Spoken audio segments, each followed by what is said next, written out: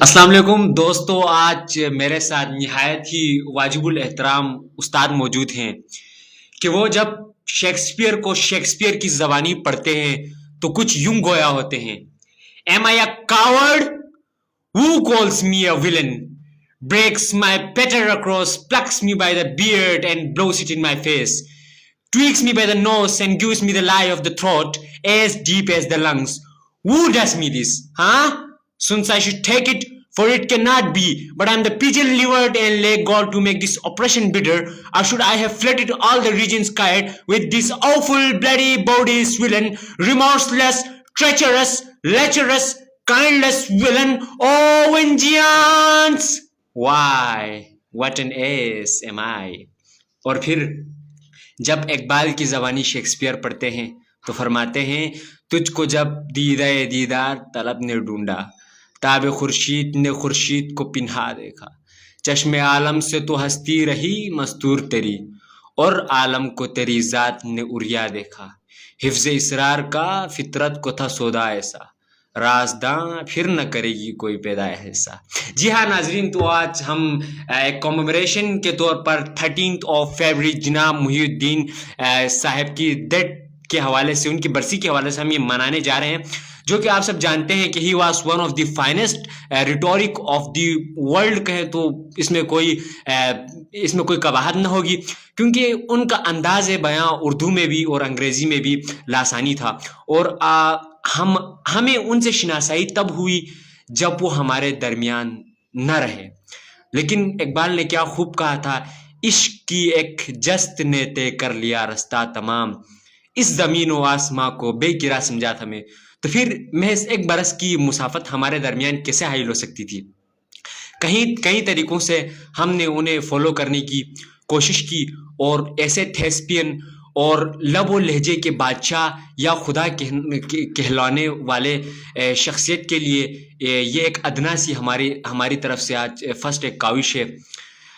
مستر خیر آبادی صاحب کی طویل ترین غزل بحر طویل: اسے کیوں ہم نے دیا دل، جو ہے بے مہری میں کامل، جسے عادت ہے جفا کی، جسے چڑ مہر و وفا کی، جسے آتا نہیں آنا غم و حسرت کا مٹانا، جو ستم میں ہے یگانا، جسے کہتا ہے زمانہ، بت بے مہر و دغا باز، جفا پیشہ فسوساز، ستم خانہ برانداز، غضب جس کا ہر ایک ناز، نظر فتنہ مزاح تیر، بلا زلف گرہ گیر،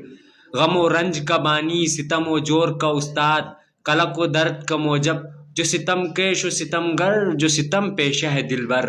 جسے آتی نہیں الفت، جو سمجھتا نہیں چاہت، جو تسلی کو نہ جانے، جو تشفی کو نہ سمجھے، کرے کوئی کول نہ پورا، کرے ہر کام ادھورا، یہی دن رات تصور ہے کہ ناحق اسے چاہا، جو نہ آئے نہ بلائے، نہ کبھی پاس بٹھائے، نہ رخے صاف دکھائے، جو کہو کچھ تو خفا ہو، کہے شکوے کی ضرورت،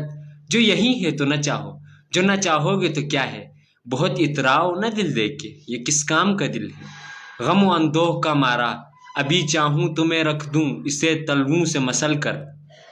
ابھی منہ دیکھتے رہ جاؤ کہ ہیں ان کو ہوا کیا،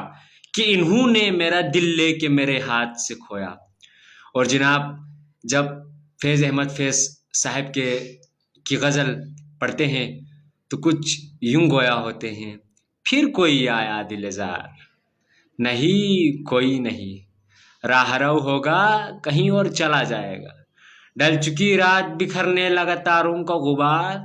لڑکھڑانے لگی ایوانوں میں خوابیدہ چراغ،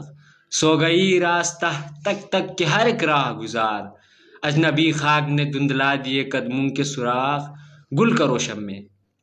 بڑھا دو مہ و مینا و عیاق،